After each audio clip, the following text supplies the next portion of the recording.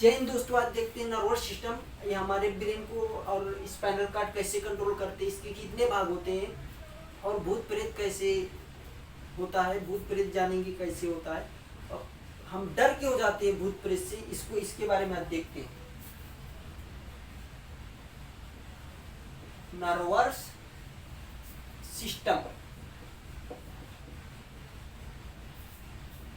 अब आप समझ जाइए, जिसमें सिस्टम लगा है उसके बारे में आपको बहुत कुछ पढ़ना है। इसके अंदर सिस्टम के मतलब जैसे एक कंप्यूटर सिस्टम होता है ना, कंप्यूटर के बारे में बहुत पढ़ना रहता है, वैसे ही इसमें पढ़ना रहता है।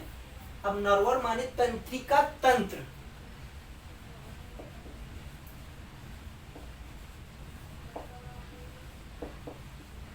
तंत्रिका तंत्र इसको हिंदी में बोलते हैं।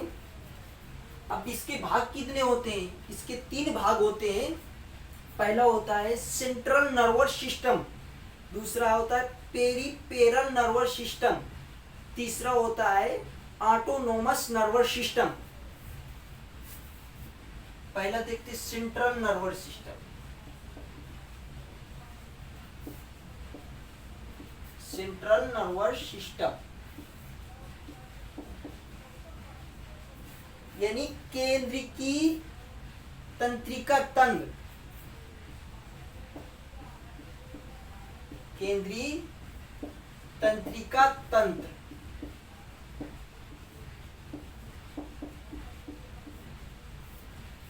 ये सेंट्रल नर्वस सिस्टम क्या काम करता है?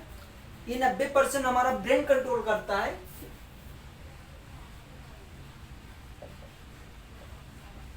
बॉडी को 90% ब्रेन कंट्रोल करता है और 10% spinal cord.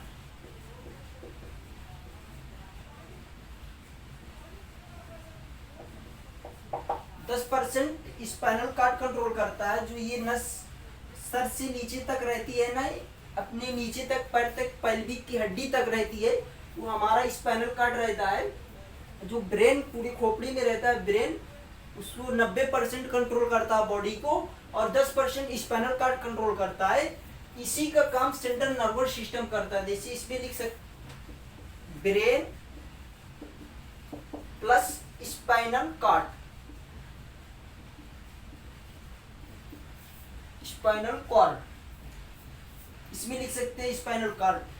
Central nervous system का क्या काम रहता है? 90% हमारा ब्रेन कंट्रोल करता है, 10% स्पाइनल कॉर्ड कंट्रोल करता है। तो सेंट्रल नर्वस सिस्टम का यही काम रहता है।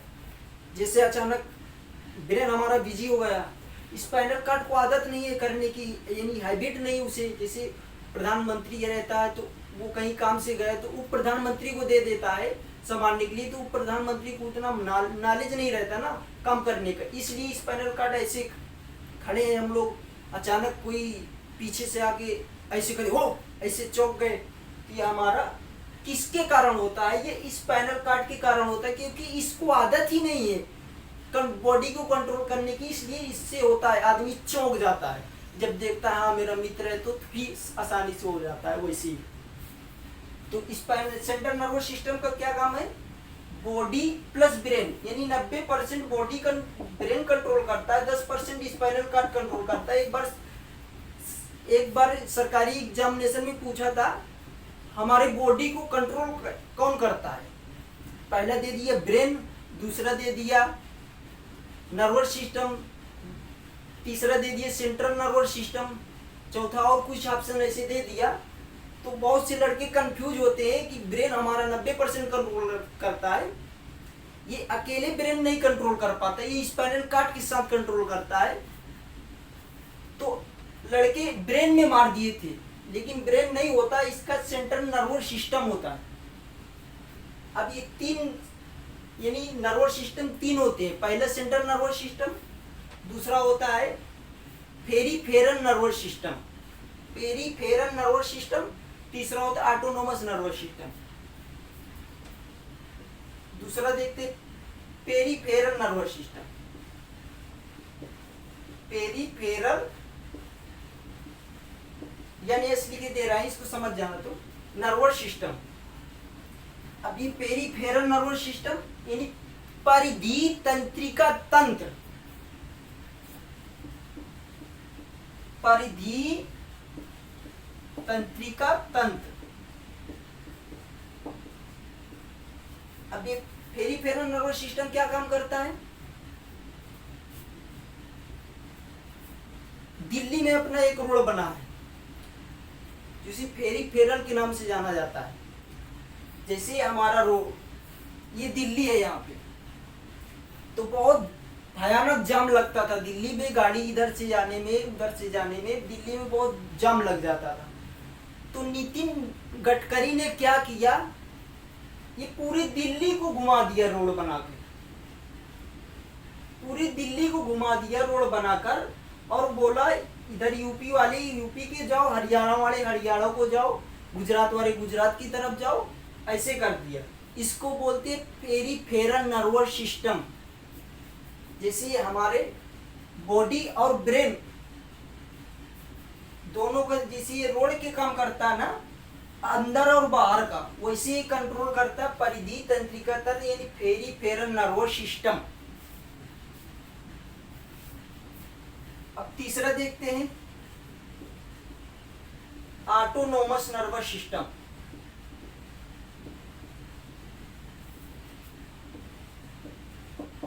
ऑटोनोमस नर्वस सिस्टम का क्या काम रहता है? एक तरह से दो होते हैं, दो प्रकार के होते हैं ऑटोनोमस नर्वस सिस्टम।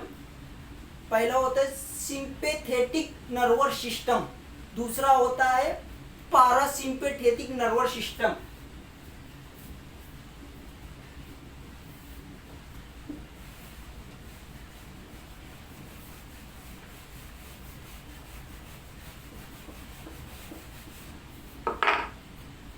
यहां पे लिखी दे रहा है पीछे,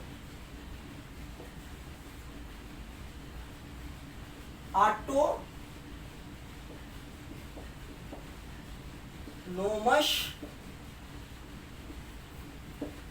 नर्वस सिस्टम। ये दो प्रकार के होते हैं ऑटोनोमस नर्वस सिस्टम। पहला होता है सिंपैथेटिक, दूसरा होता है पारासिम्पैथेटिक।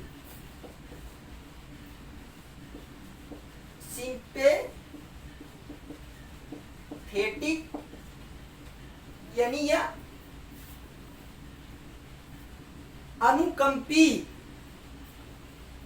अनुकंपी को कंट्रोल करता है। जैसे कि आप किसी एक हॉस्टल में रह रहे हैं और किसी फेस्टिवल की छुट्टी हुई, सब लोग घर चले गए, तुम अकेले उस हॉस्टल में बचे हुए हो, और अचानक रात के समय में कोई लगता है ये दरवाजा खुल रहा, ऐसे खर की आवाज आएगी और तुम डरोगे। तुम्हारे ये बाल रहते हैं बॉडी के, पूरे बाल पूरे, तुमको मालूम ही नहीं पड़ेगा ये कंट्रोल कौन कर रहा है, तुमको ये मालूम नहीं पड़ेगा कंट्रोल कौन कर रहा है। हमारे ब्रेन कर रहा है, स्पाइनल का सेरिब्रम कर रहा है, हाइपोथैलेमस, सेरिबेलम, ये पूरे ब्रेन के जितने भाग हैं ये कहाँ से हो रहा है तुमको मालूम ही नहीं पड़ेगा। तुम्हारा मुंह सूख जाएगा और डर जाओगे बहुत तेजी से। उस परिस्थिति को क्या बोलते हैं? Sympathetic, autonomous nervous system sympathetic. उस परिस्थिति को क्या बोलते हैं? Autonomous nervous system sympathetic. जब तुम डर जाते हो, अचानक हॉस्टल में हो, अकेले, घुंघरू की आवाज आ रही है और तुम ऐसे खड़े हो, डर गए, तुम्हारे ये रोंगे खड़े हो जाएंगे खूब और तुम्हारे मुंह सूख जाएगा, तुम्हारी आवाज नहीं, बाहर बोलना चाहोगे लेकिन बोल नहीं पाओगे, क्योंकि ब्रेन, स्पाइनल कार्ड किसी को भी मालूम नहीं है हमारे बॉडी में क्या हो रहा है। इसी को कहते हैं भूत। अब भूत प्रेत, ये ऑटोनोमस नर्वस सिस्टम सिंपैथेटिक, यानी जब व्यक्ति डर जाता है अचानक, घुंघरू की आवाज, हो मैं तेरी पिछले जन्म की प्रेमिका हूँ और तुझे लेने आई हूँ, ऐसे बोल दिया तो अचानक व्यक्ति डर जाता है, जो बहुत डर गया ऐसे खड़े खड़े। तो उस परिस्थिति को क्या बोलते हैं? ऑटोनोमस सिंपैथेटिक नर्वस सिस्टम, यानी दूसरा आता है इसमें पारासिम्पैथेटिक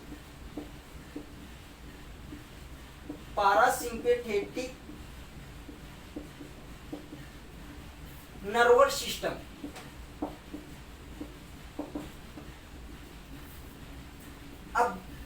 डर गए उस समय, अपने पैंट में बाथरूम वथरूम कर दिए। अब इसके बाद तुमको जब पारासिम्पेथेटिक आता है तो डरे हुए व्यक्ति को जब कोई गेट खोल दी, हाँ मेरा दोस्त है, उस समय वो व्यक्ति अचानक ऑटोमेटिक बॉडी कंट्रोल कर लेता है, ब्रेन और स्पाइनल कॉर्ड दोनों मिलकर कंट्रोल कर लेते हैं बॉडी को। तो उस परिस्थिति में हाँ ये मेरा दोस्त है, अब डरना नहीं चाहिए। उस परिस्थिति को क्या कहते हैं? पारासिम्पेथेटिक, यानी ऑटोनोमस नर्वस सिस्टम का पारासिम्पेथेटिक बोलते हैं।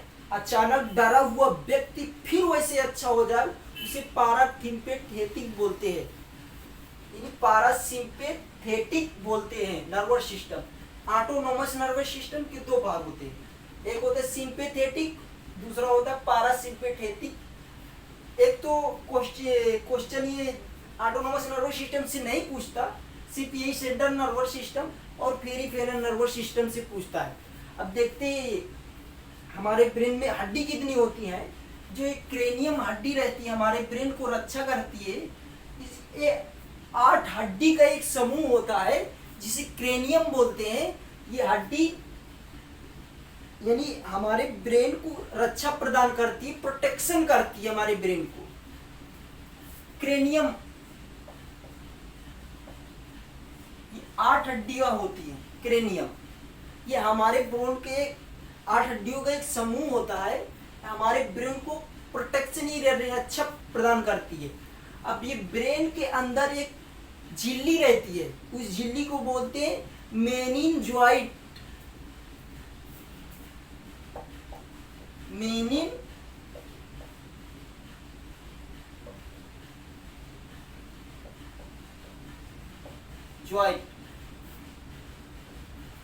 मेनिनजॉइड, उस झिल्ली को क्या बोलते हैं? मेनिनजॉइड। ये हमारा पहले रहेगा त्वचा, एपिडर्मिस, फिर उसके अंदर रहेगा तो मांस के अंदर रहेगा क्रेनियम हड्डी, क्रेनियम हड्डी के अंदर रहेगा मेनिनजॉइड नामक झिल्ली, जो ब्रेन की चारों तरफ से पैक करके रखती है ब्रेन को।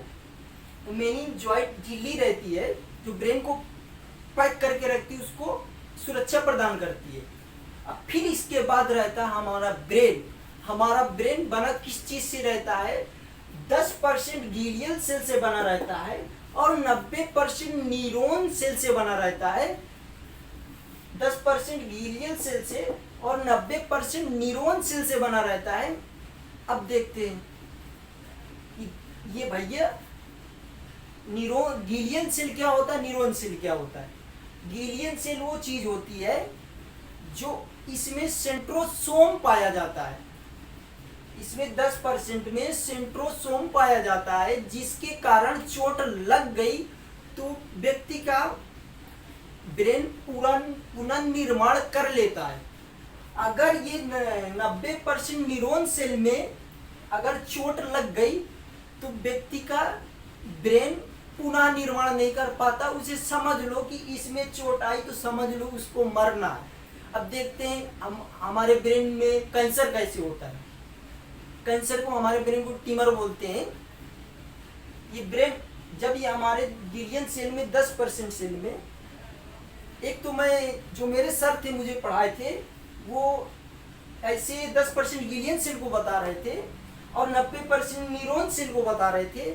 लेकिन जब मैं इसको एक रिसर्च किया था तो उसमें 90% न्यूरॉन सेल को बता रहे थे और 10% 90% ग्लियल सेल को बता रहे थे और 10% न्यूरॉन सेल को बता रहे थे।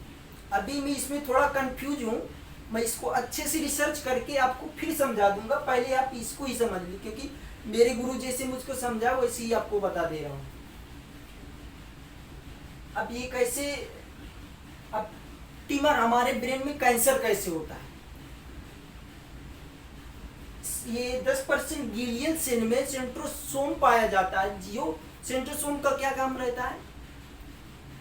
यानी टूटी हुई कोशिका, मरी हुई कोशिका को खाली जगह में कोशिका को भर देना, उसको निर्माण कर देना। अब जैसे देखो सेंट्रोसोम का क्या काम रहता है? जैसे हमारी एक कोशिका टूट गई, कोशिका तो ऐसी दिखती नहीं है, कोशिका हमको माइक्रो स्कोप से जूम करके देखना पड़ता है जब हमारी कोशिका दिखेगी।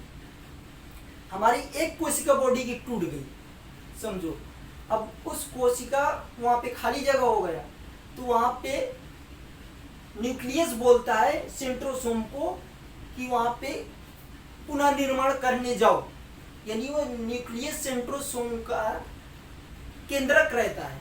जैसे हमारा बॉडी हमारे पूरे ब्रेन को कंट्रोल करता है, वैसे गल्जी बॉडी, वेक्यूल, सेंट्रोसोम, लाइसोसोम और ऐसे सब जो राइबोसोम रहते हैं, सब इनका कंट्रोल न्यूक्लियस करता है, जिसे हमारे ब्रेन को बॉडी कंट्रोल करता है, और कोशिका यानी सेल को न्यूक्लियस कंट्रोल करता है। अब एक कोशिका टूट गई है समझो, अब सेंट्रोसोम क्या करता है, वो एक कोशिका जो टूटी इसके स्थान पे एक कोशिका को निर्माण नहीं करेगा, दो का करेगा, तो एक अपने पास रख लेगा और एक खाली जगह हुई है जो मरी हुई कोशिका उस जगह में डाल देगा। लेकिन इसी के ही कारण सेंट्रोसोम जब पगला जाता है, बहुत भयानक पगला जाता है, अचानक धड़ पुनर्निर्माण कर देता है कोशिका सेल का, तभी हो जाता है कैंसर। जैसे आप समझिए किसी एक क्लास में 20 लड़के, जगह 20 लड़कों से पूरा क्लास भर जाता है। अब अचानक एक लड़का बाहर गया क्लास के किसी कारणवश, और वो लड़का 40 लड़कों को लेके आ गया बैच के अंदर, तो क्या उस क्लास के अंदर वो लड़के आ पाएंगे? नहीं आ पाएंगे। इसी प्रकार ये सेंट्रोसोम का सिस्टम ऐसे है जिसके कारण वो एक कोशिका टूटती है तो वो दो का निर्माण करता है, एक उसके अंदर टूटी हुई कोशिका में रख देता है और एक अपने पास रख लेता है, जिसके कारण वो पगला जाता है, बहुत धड़ाधड़ कोशिका का पुनर्निर्माण करता है। इसके ही कारण ब्रेन ट्यूमर कैंसर हो जाता है ब्रेन में, और उस कैंसर को ट्यूमर बोलते हैं। ट्यूमर अगर समझो ब्रेन में कैंसर हुआ, ट्यूमर में ही जान ले लेता है व्यक्ति कि उसको मरना ही है। आप पुलिस देखते होंगे कि जब व्यक्ति हेलमेट नहीं लगाता तो पुलिस उसको रोकती है, चालान काटती है। हमारे संविधान में लिखा है आर्टिकल 21 में कि आपको जीने का अधिकार है, मरने का अधिकार नहीं है। आर्टिकल 21 में लिखा, इसी के ही कारण पुलिस आपको बिना हेलमेट के पकड़ लेती है। पुलिस तो जानती है भैया यहाँ ब्रेन में तो पुनर्निर्माण होता ही नहीं है, ये न्यूरॉन सेल का बना रहता है। अब तुम अपने ब्रेन को रक्षा करने के लिए हेलमेट नहीं लगाओगे, कहीं अचानक एक्सीडेंट हो गया तो तुम्हारी चोट आएगी ब्रेन में। तो आपको समझ लो, अगर ब्रेन के अंदर चोट गई तो व्यक्ति का मरना तय है, आज नहीं तो कल मरना तय है उसका। अगर ब्रेन और स्पाइनल कार्ड, आप सोच रहे हो कि ब्रेन में चोट लग गई तो व्यक्ति मर जाता है, और स्पाइनल कार्ड में चोट लग गई तो क्या व्यक्ति जिंदा रहता है? अगर स्पाइनल कार्ड की एक कार्टिलेज और एक बोन, हड्डी यानी हड्डी और उपस्थिति, कार्टिलेज और एक बोन की बनी रहती से, जैसे ये कार्टिलेज की हड्डी है, ये बोन है, ये कार्टिलेज, ये बोन है, उसके अंदर मेरुरज्जु रहती है उस हड्डी के अंदर, जिसके कारण ये अगर हड्डी टूट गई, बहुत कम्प्लेक्स हड्डी रहती है, वो जुड़ नहीं पाती, इसके ही कारण व्यक्ति की मृत्यु हो जाती। अगर आपकी स्पाइनल कार्ड की एक हड्डी टूट गई तो समझ लो आपको मरना फिक्स है, उसमें आपको कोई नहीं बचा सकता।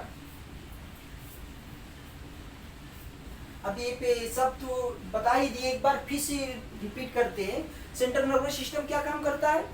Central nervous system 90% brain control करता है, 10% स्पाइनल कार्ड कंट्रोल करता है, और पेरिफेरल नर्वस सिस्टम क्या करता है? बॉडी की जो बाहर रहती है, जैसे 12 नस ब्रेन से निकली रहती हैं, 12 जोड़ी, और 31 जोड़ी स्पाइनल कार्ड से नस निकली रहती हैं, जो पूरे बॉडी को कनेक्ट करके रखती है, उसको पेरिफेरल नर्वस सिस्टम कंट्रोल करता है।